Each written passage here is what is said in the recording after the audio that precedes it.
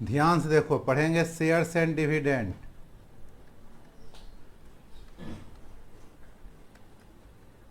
Dividend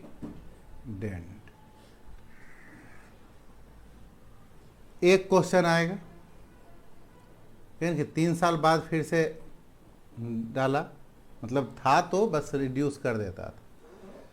होता क्या है शेयर्स और कब जरूरत पड़ेगा? सब जगह शेयरिंग का काम होता है, लंच उंच भी शेयर करता है, लेकिन यहाँ कहते हैं कि इसको, यहाँ शेयर का क्या मीनिंग है कि अगर तुमको बड़ा कंपनी खोलना है, या मान लो 100 रुपीज़ ही तुमको, इसे अभी क्या करता है शेयर बता रहे हैं, क्रिकेट खेलता है और बॉल खो जाता है तो लोग शेयर करता है, मान लो 10 प्लेयर है तो 10 रुपीज़ शेयर कर लिया। सेम चीज़ यही होता है कि बड़ा कंपनी खोलना है तो एक आदमी के पास उतना पैसा नहीं होगा तो पार्टनरशिप करता है छोटे पर। बड़े लेवल पर क्या होगा, एक कंपनी बनेगा,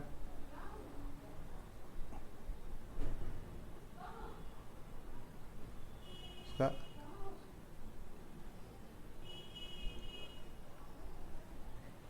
ठीक है, तो उसका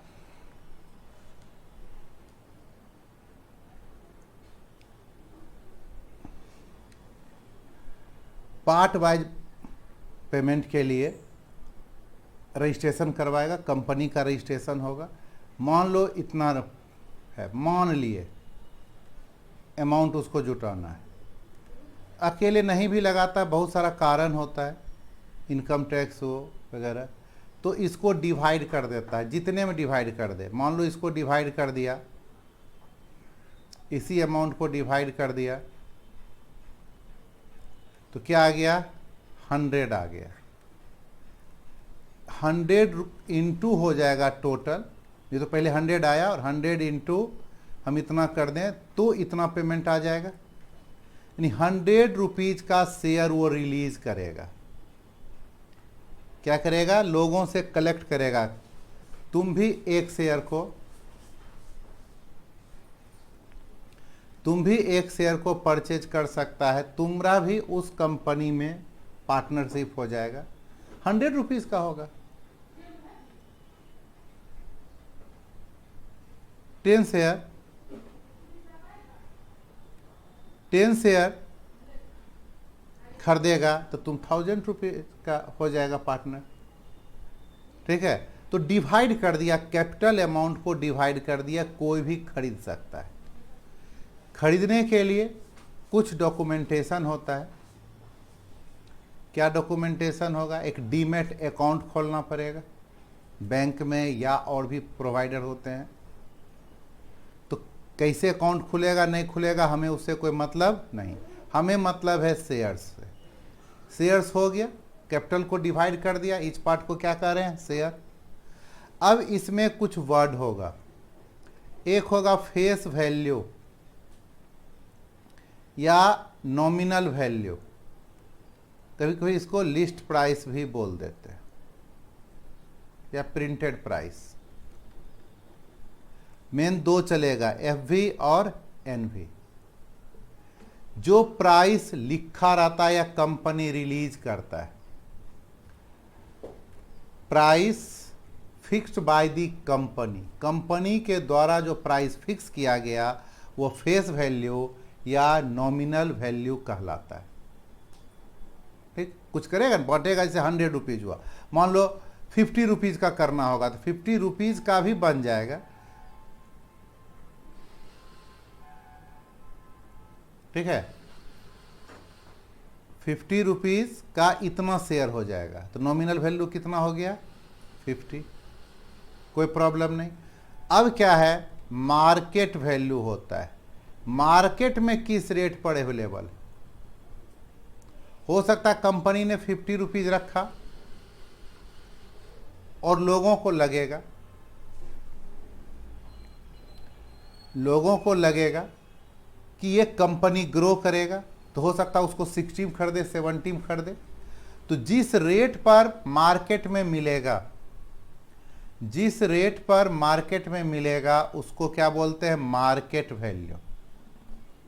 मार्केट वैल्यू जो है दो चीज होगा, या तो M V greater than F V होगा, या M V less than F V होगा, या M V equal to F V होगा।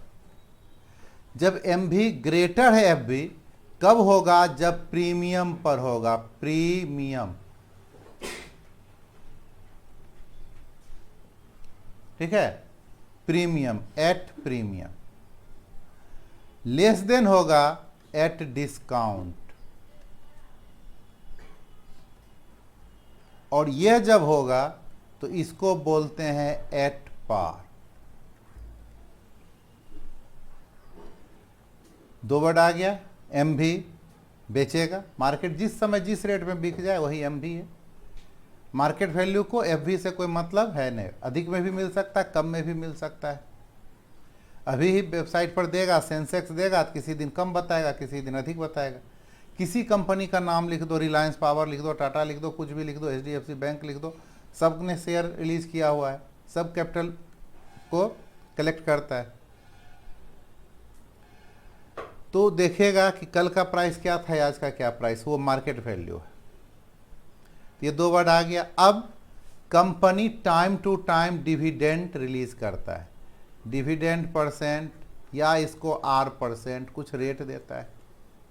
तुम अगर शेयर को होल्ड कर लिया 1 ईयर के लिए, या मान लो कंपनी का पॉलिसी है 6 मंथ, तो 6 मंथ में ही कुछ डिविडेंड देगा, कुछ परसेंटेज।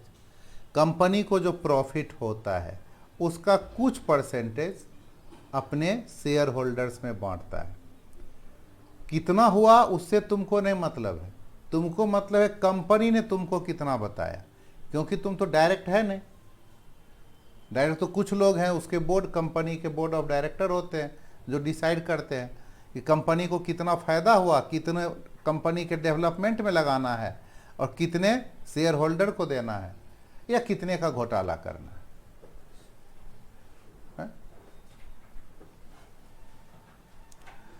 तो डिविडेंड रिलीज किया, ईयर के लास्ट में जो प्रॉफिट तुमको बताया वही डिविडेंड है।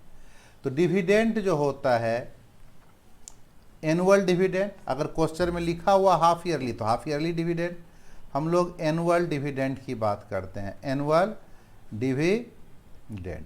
कंपनी को मार्केट वैल्यू नहीं पता है, कंपनी को मार्केट वैल्यू नहीं पता है, कंपनी को क्या पता है, फेस वैल्यू। होगा अभी पता, उससे मतलब नहीं है, कंपनी को फेस वैल्यू पता है। तो कंपनी डिविडेंड देगा, जो भी है dividend percent of F V देगा।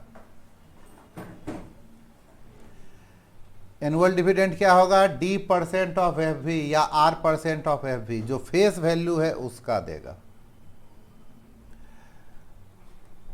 और तुम्हारे पास किसी कंपनी का N शेयर है, नंबर ऑफ शेयर, N मतलब number of share, N shares है, तो टोटल एनुअल इनकम किसी शेयर होल्डर्स का क्या होगा,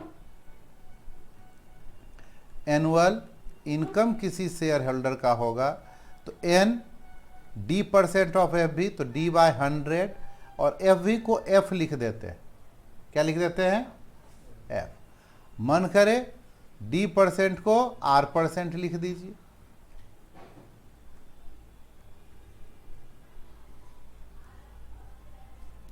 क्या लिख दीजिए, R%। तो यह एनुअल इनकम या एनुअल डिविडेंड का फॉर्मूला बन गया NRF/100। एनुअल डिविडेंड बोलो या इनकम बोलो,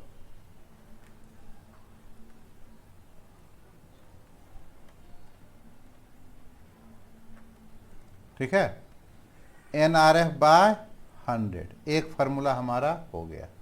कैसे हुआ ये समझा, कंपनी किस पर दिया, फेस वैल्यू पर, जितना परसेंट उतना फेस वैल्यू का निकाल लो, 10% तो 10% ऑफ फेस वैल्यू, जो क्वेश्चन में दिया रहे, एनुअल इनकम निकल गया। अब है रेट ऑफ रिटर्न, क्या है, रेट ऑफ रिटर्न, यही सबसे परेशान तुमको करेगा, समझ जाएगा तो नहीं करेगा। कंपनी का एफ वी है 100, और तुमको मार्केट में ये शेयर मिला कितना में, 80 में, ठीक है, तो रेट ऑफ रिटर्न तुमको अधिक मिलेगा।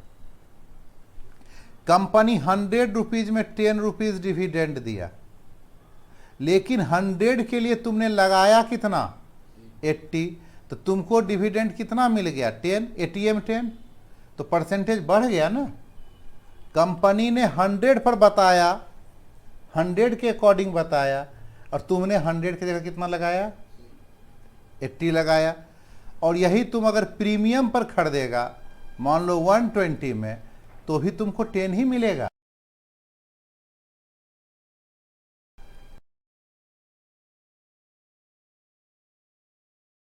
ऐसे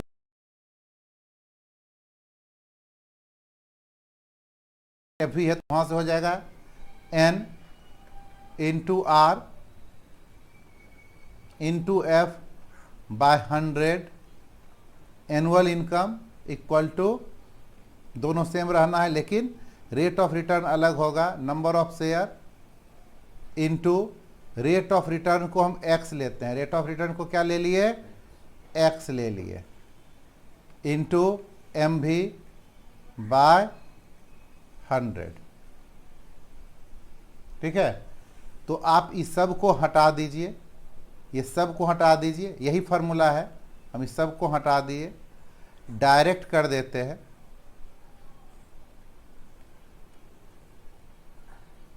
dividend percent of FV equal to rate of return percent of MV। Rate of return किस पे कैलकुलेट होगा, MV पे, और डिविडेंड परसेंट किस पे कैलकुलेट होगा, तो ये फार्मूला यूज कर लोगे तो रेट ऑफ रिटर्न निकल जाएगा। बोलिए इस फार्मूला को समझने में क्या परेशानी है, इस फार्मूला को समझने में परेशानी है तो बोलो, नहीं है? बुक किसी के पास है, वो बोला एक स्टेटमेंट लिखा रहता है, उसका मीनिंग खाली आपको समझना।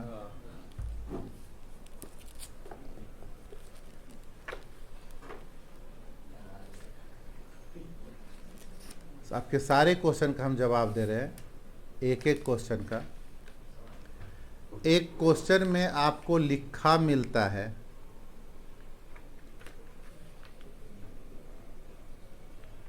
जिसे लिखा हुआ स्टेटमेंट 8% कोमा नहीं है, कहिए 8% ₹100 शेयर, ₹100 शेयर्स एट ₹105, ये स्टेटमेंट लिखा हुआ है। इसका मतलब है ये डिविडेंड परसेंट, यह FV है और यह MV है। 8% ₹100 शेयर्स एट 105, मतलब 8% डिविडेंड, 100 FV, और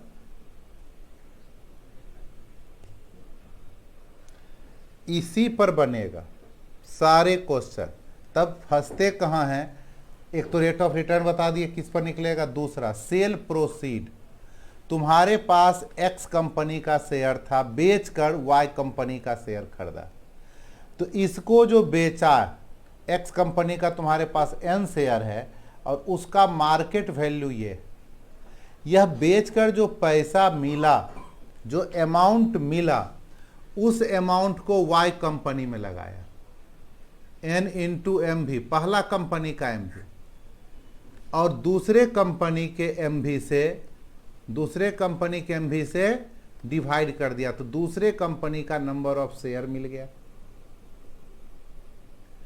जैसे गया बाजार में, कुछ सस्ता वाला चीज़ है या कोई भी चीज़, कोई आइटम है, तुमको एक्सचेंज करना है, तो सेल प्रोसीड का मोटा मोटी मतलब है एक्सचेंज, एक तरह से कह सकते हैं, एक्चुअल में नहीं है लेकिन कह सकते हैं कि हमने एक कंपनी के शेयर को बेच दिया, दूसरे को खरीद लिया, तुम्हारे पास घर में मान लो पहले होता था पार्टर सिस्टम, कुछ बोलता था कि चावल तुमको यहाँ हुआ, दूसरे के यहाँ गेहूँ हुआ तो उसको चावल दे दिया, उससे गेहूँ ले लिया। बेईमानी होने लगा तो आजकल रेट हो गया है, हमारा चावल 100 रुपये किलो, तुम्हारा गेहूँ 20 रुपये किलो, तो 1 किलो चावल देंगे तो 5 किलो गेहूँ लेंगे। नहीं समझा? तो बेच के जो पैसा आया उसको दूसरे में लगाए, आ गया ये। इतना ही इसका कंसेप्ट है। अब डिस्काउंट देगा तो माइनस करेंगे, कभी किसी क्वेश्चन में टैक्स लगा देगा, कितना % टैक्स कट गया, तो सेल प्रोसीड निकालने के बाद उसमें टैक्स माइनस कर देंगे, जो बचेगा वो अगले कंपनी में इन्वेस्ट होगा। कभी कहेगा, ऐसे क्वेश्चन नहीं देता, लेकिन मान लो तुमको एक कंपनी का शेयर बेचा और तुमको पास आ गया 15,000, 5,000 घर में रख लिया, 10,000 लगाया, तो जितना कहेगा उतना लगाएंगे, बनेगा इतना पर ही। फिर भी आप कुछ बोलना चाह रहे थे? एनुअल इनकम और रेट ऑफ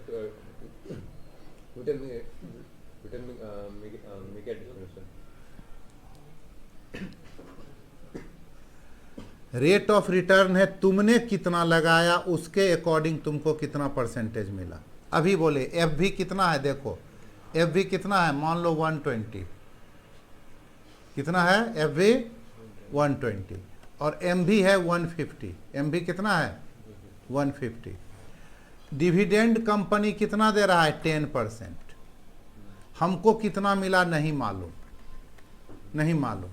तो अकॉर्डिंग टू क्वेश्चन या अकॉर्डिंग टू द रूल बोल सकते हो 10% ऑफ 120 हमको मिलेगा, लेकिन उसके लिए हमने लगाया 150, तो 150 का कितना % R%। तो अब देखिए इसको कैलकुलेट करिएगा, 12 आएगा, ये R/100 कट गया, R क्या हो गया 12 × 10/15, 5 3 जा 5 2 जा, इससे कितना % मिला तुमको। तो तुम्हारे इन्वेस्टमेंट पे तुमको कितना % मिला, ये क्या कहलाता है, रेट ऑफ रिटर्न। समझा? % डिक्रीज हो गया ना। वही अगर तुमको कम में मिला होता, ये ध्यान रखना, कम में मिला होगा तो रेट ऑफ रिटर्न अधिक होगा, और प्रीमियम पे मिला होगा तो रेट ऑफ रिटर्न कम होगा। अब आप इसमें से, इस बुक में से आप क्वेश्चन देख के बोलिए, कंसेप्ट में इतना ही, और इसे क्वेश्चन बनाएंगे, कुछ और मिस करेगा तो आ जाएगा।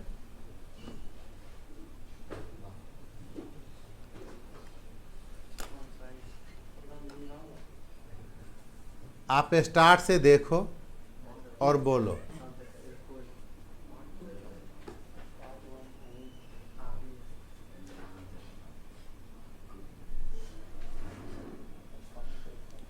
क्वेश्चन नंबर 1 भी पूछना है तो पूछ सकता है, 2 भी पूछना है तो पूछ सकता है।